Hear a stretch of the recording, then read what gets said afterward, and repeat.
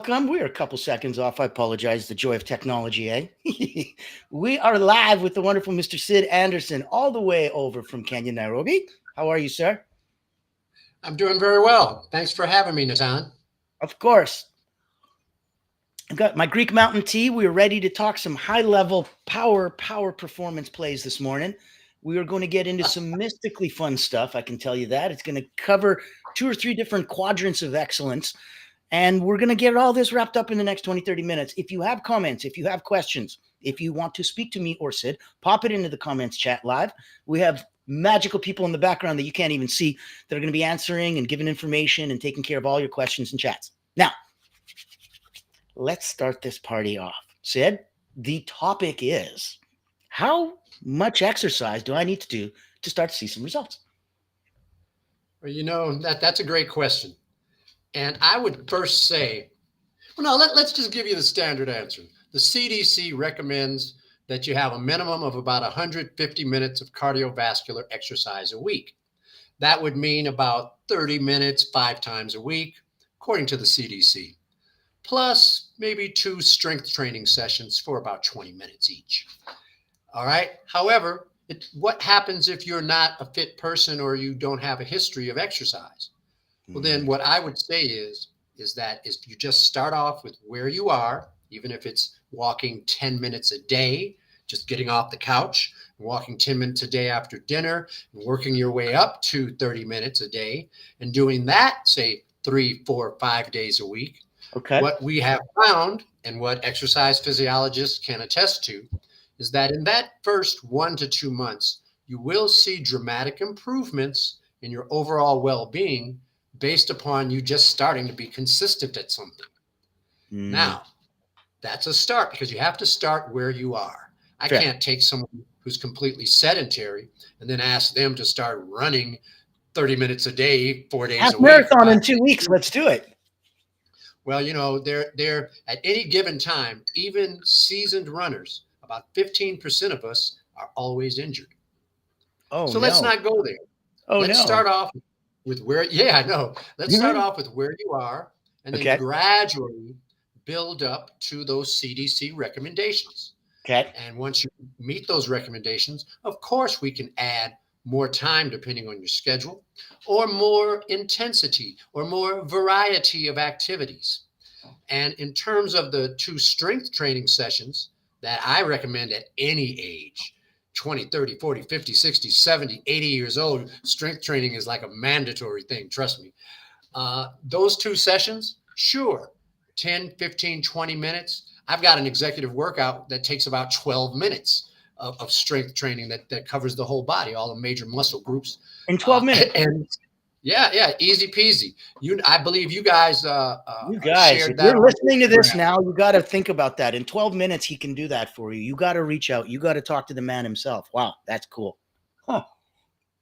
So, although what we're talking about from professionals, doctors' recommendations is that we're getting in 150 minutes of exercise per week. Okay. I mean, right now, for instance, I'm not training for an event until next week when I start half marathon training for a February event here in Africa, in Tanzania, the Kilimanjaro Marathon and Half Marathon. I don't start until next week on that training program.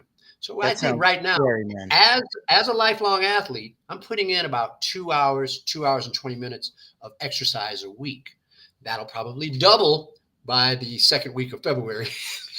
But that's because this is what I do. You don't have to do all of this in order to have significant improvements in your quality of life, and all of your statistical metrics that a doctor or a trainer or a coach would want to measure. You will see improvements without having to be an Olympian.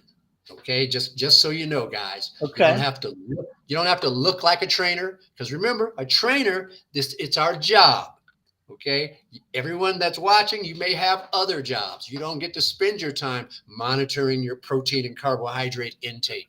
So it's up to us to boil these tips down into usable, incremental, bite-size, what's the popular word now? Hacks that you can use to revolutionize your life while you're living in your life with all of its complications.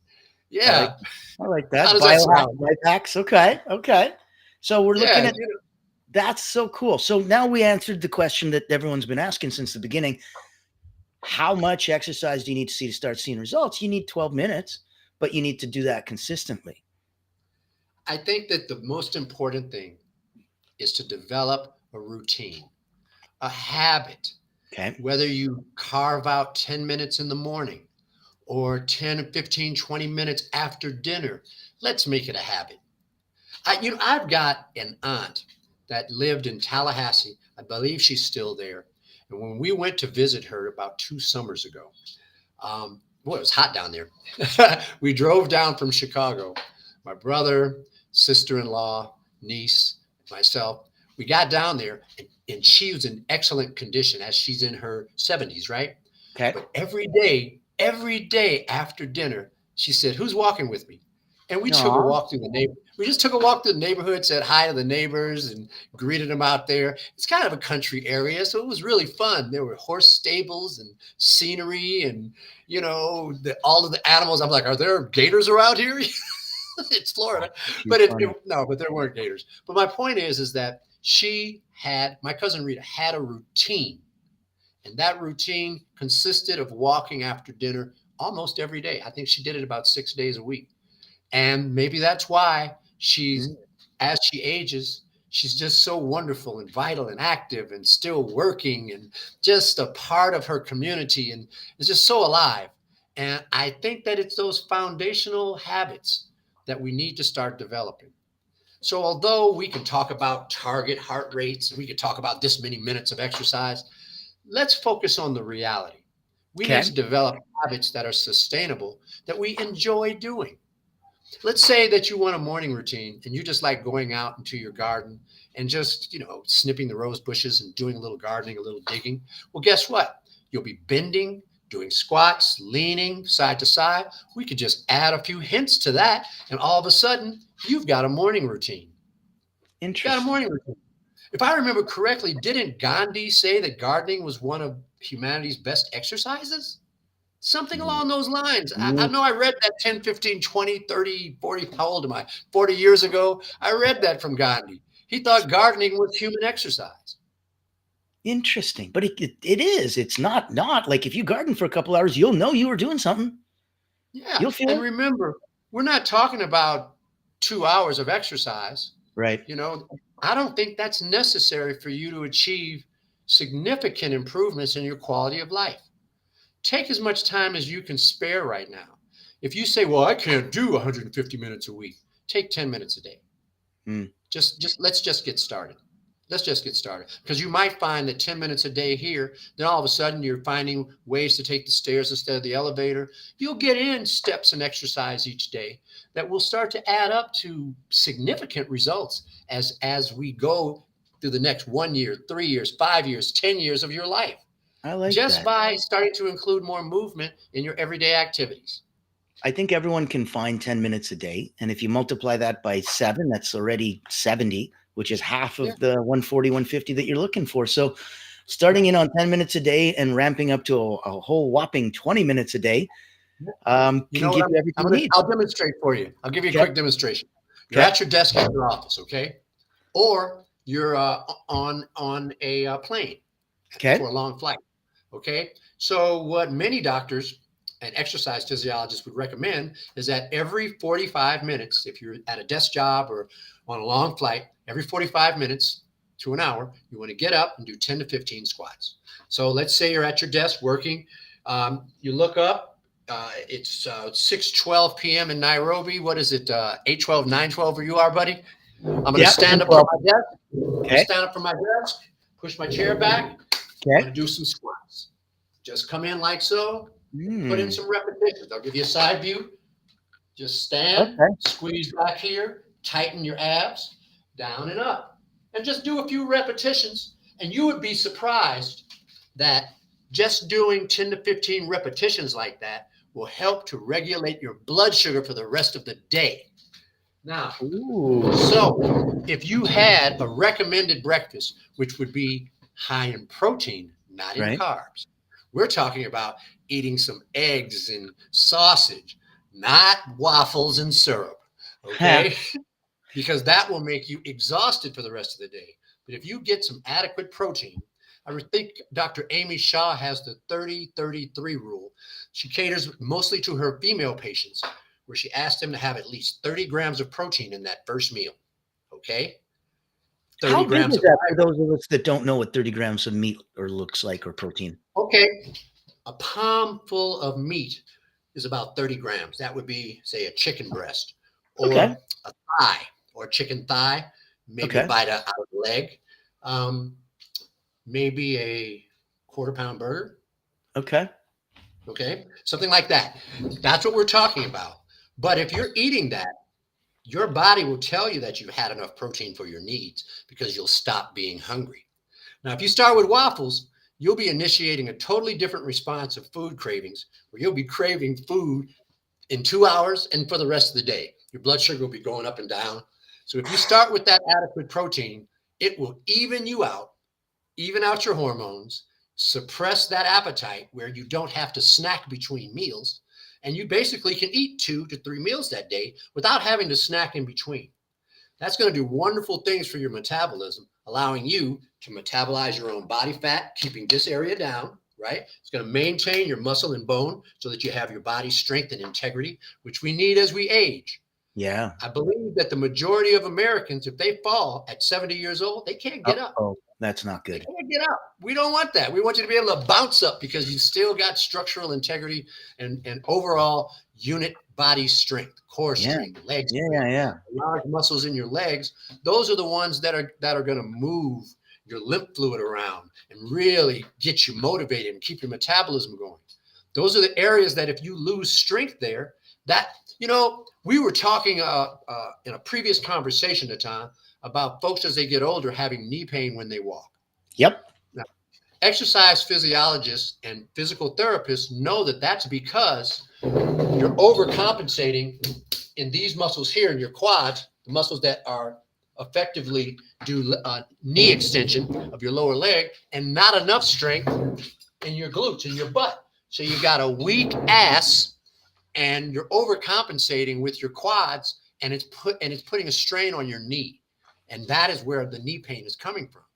So some of these strength training exercises, like doing those squats, say 15 repetitions every hour, while you're working at your desk, make you more alert, keep your body strong, regulate your blood sugar, and you're getting in exercise.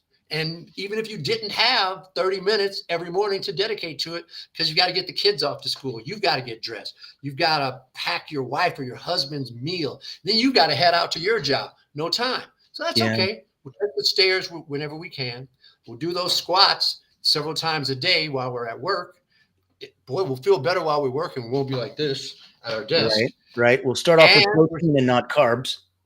yeah. And we have a healthy meal that meets our protein requirements, and we reduce the amount of sugar and starches that we're eating, because those things will make us fatigued and will rob us of that balanced blood sugar that we want. We don't want to be on that roller coaster where the blood sugar goes up, then you have to release insulin, and then it drives it back down, and now you're fatigued and exhausted. So now you got to eat something and you're craving. We don't want you in that cycle. That cycle leads to metabolic illness. It leads to insulin resistance. It leads to diabetes. It leads to all of those maladies that affect us as a modern society, because we don't have the old agrarian ways that we had, say, 100 years ago. Yeah. Now Americans eat 60 to 70% ultra processed food. Oh man, that's not Okay? even food. That's a very high percentage, and may be the highest in the Western industrialized world. That's not even real food. That's horrible. Right, because it's not real food, and it has a deleterious effect on our metabolism. So the more things that we eat that the label only has one ingredient, the better.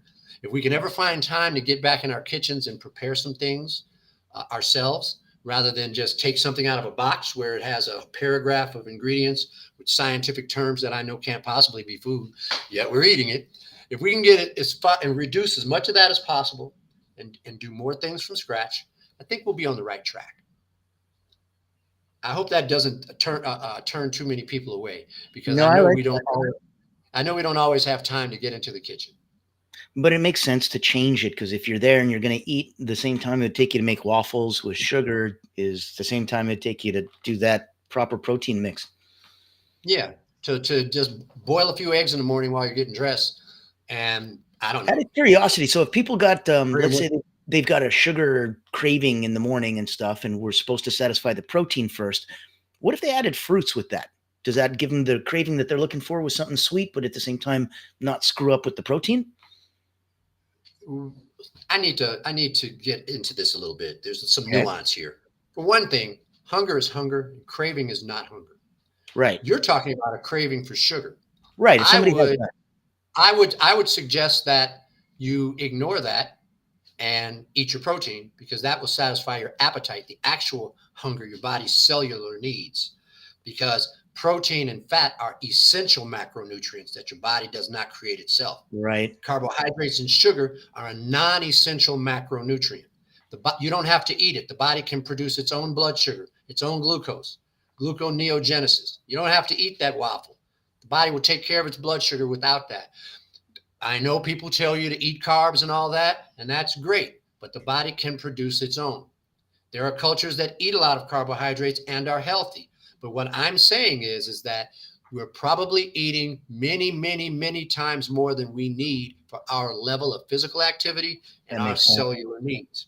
Once we become insulin resistant from chronically eating too much carbohydrates, sugar, and starch, now we're in a bad place. In order to correct that, we need to cut carbohydrates severely in order to become insulin sensitive again, so that the carbohydrates, the sugar we do eat, the small amount of insulin will allow it to be pushed into our cells so that it can be used for what it's supposed to be used for.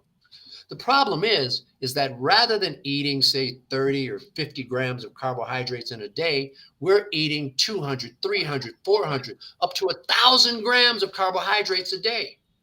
4 grams a teaspoon. How many teaspoons of sugar are you eating? And remember, the body, to maintain its optimum health, it keeps a constant blood sugar level of just under 1 teaspoon. So everything you're adding, the liver and the organs have to figure out what to do with it, because the blood doesn't need it. Blood doesn't need any of it. It can maintain that 1 teaspoon of sugar without you eating any carbohydrates at all. Okay? Now, Dr. Attia in his books will tell you that if you're doing your strength training and your muscles are well developed, you'll have more room to pack that glucose. You'll have more storage space for sugar. And maybe then you can get away with a few extra banana or a little extra fruit.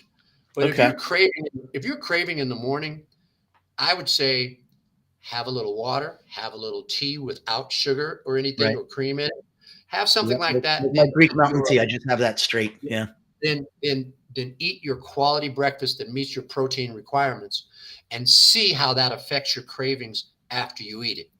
After you eat those eggs or that high quality meat or that leftover chicken from dinner last night, after you eat that, see if you're hungry at 9 a.m., at 10 a.m., at 11 a.m. You might find that you get through the morning and you didn't require sugar in your coffee or any snacks. Now you're on the right track, because we're not putting our body on that roller coaster of blood sugar riding up and down. You know, every time we do that to ourselves, we're assaulting our liver. We're assaulting our metabolism. We can do that for 10 or 15 years, but our body will respond by storing that excess as body fat, especially visceral fat, the kind that gives you the belly around the midsection, around your navel. That you'll develop that fat. That is visceral fat around your organs, and it is very dangerous. It is associated with all of those diseases that we're so afraid of. Okay? So we want to avoid that.